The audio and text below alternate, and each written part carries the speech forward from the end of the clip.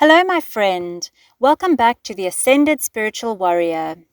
Today's near-death experience comes from a mother with psychic abilities who often had recurring dreams of being in a car accident, and then one day that dreadful dream came true. If this is your first time on our channel, welcome. I appreciate you being here.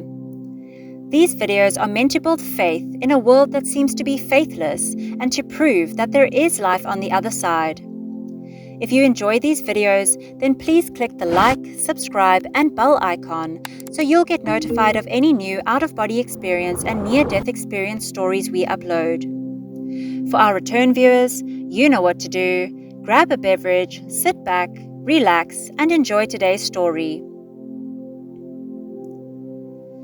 As a teenager, I had several psychic experiences, often occurring in dreams. As I grew older and life more hectic, these experiences diminished, almost disappeared until the pregnancy of my first child. Shortly after his birth, I had the most horrific dream that I would be in a terrible car crash that would take my life. For months, I was terrified and was extremely cautious and on the lookout for that monster vehicle. By the time my son was 7 months old, I convinced myself that it was only a dream, nothing of what was to come. I had a brand new teaching position, a baby, a home, my husband to take care of. I had put too much energy into this thing. Then it happened. I had left school right away that day. I wanted to pick up my son from his grandmother and hurry back to school to watch a baseball game. It was a picture-perfect way to spend the afternoon with my son. As I was exiting the freeway with usual caution, I made a left-hand turn on a light that had been green for some time. This was my lucky day. Then in an instant, I was gone. Immediately, I was in the most beautiful, serene place I had ever seen. My grandfather, another person whom I had known in a previous life, and a guardian were ready to help me with the transition. They told me of the accident and showed me the site. It was my time to come home, they said. The overwhelming love and happiness of this place was so inviting. I could feel myself becoming lighter each moment. In a fit of fear and panic, I began crying. No, I couldn't be dead. What would happen to my son? He was 7 months old. He would never remember me. His father didn't even know how to take care of him. I didn't want him to be raised by his father's parents. No. This was not the time to go. They were wrong. In an embrace of love, they calmed me by showing me that my son, my entire family, would be okay after my death. My mother could lean on my grandmother. It would take time, but she would heal. My husband, hurt, sad, and lonely, would also heal and eventually find love once again. Death is part of the lessons we are to learn on earth, and my death was an important lesson for those involved in my life. I was shown my funeral, taught how to be near those I loved, and told I could eventually communicate with those whose spirits were open. I could accept this. They would be fine. I was feeling lighter all the time. But wait, my son. I couldn't leave my son. Babies need their mommies. I needed to be his mommy. I couldn't let go. So much patience was shown to me, so much love. My guides explained that the feelings I was having were still a connection to my human side. Once my humanness wore off, I would feel light as air, utter happiness, and extreme love. Words do not do the feelings justice. They worked to help me throw off my human weight. The feelings were so great and seemed to pull me in stronger and stronger, yet my connection to my son was so strong.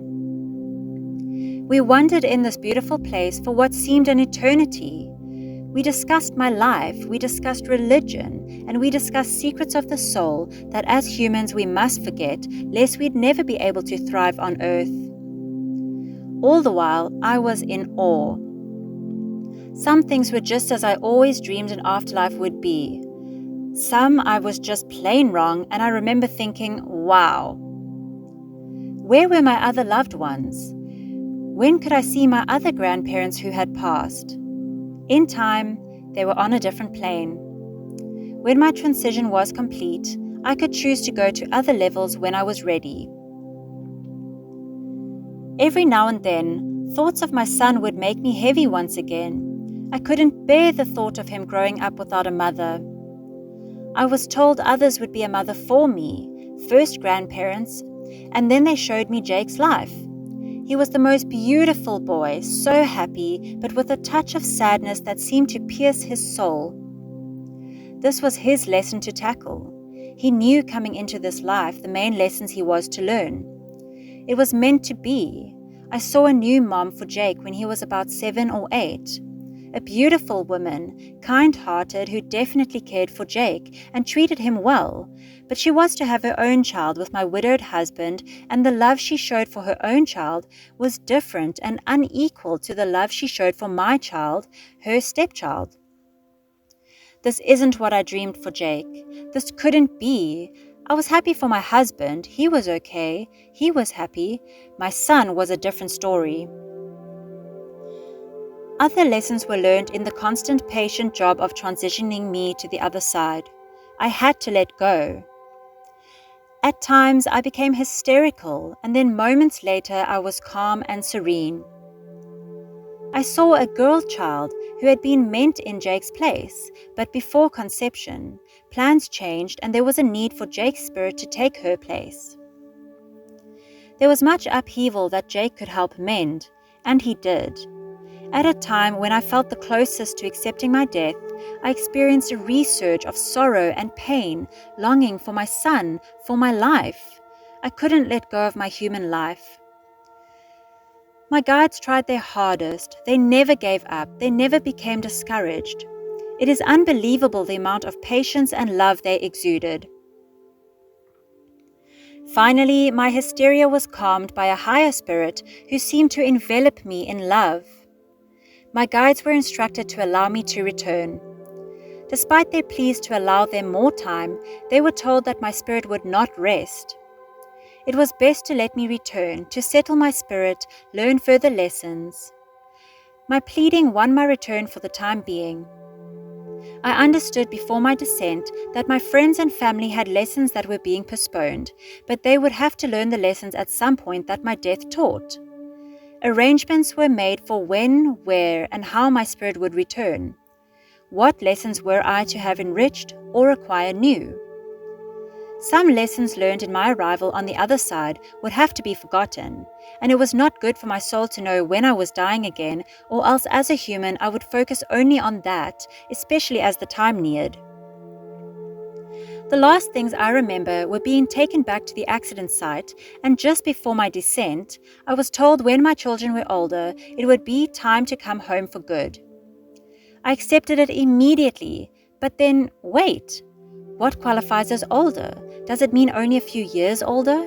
Teenagers? Will I live to see them marry and have their own children? This was a difficult aspect to deal with immediately after the accident. I had a life with my son again. I had to spend it right, for I had no idea how much longer I had left. I was told I was lucky to survive. A large utility truck ran a red light and hit the driver's side of my tiny compact car. Despite wearing a seatbelt, the doctors say I would not have survived if it were not for the airbags to open, something that is not supposed to happen in a side impact. The first year after the accident was an attempt to live the best I could, the happiest I could. I was suffering, however, from severe pain, from a fractured shoulder bone, broken ribs, and 2 hip fractures. I was told the pain should disappear in 6 months to a year at the worst. 3 years later, the pain has not gone away. The second year, however, seemed to be the worst. I became so suicidal. All I wanted to do was return to this place, this life that was so awesome, so love-filled, and so joyous. My son and later my daughter were the only things that made me go on. I was here for them. Today, only 3 years later, I have accepted my return to earth, long to return to my afterlife home, and struggle to find peace and happiness until my time here comes to its final end.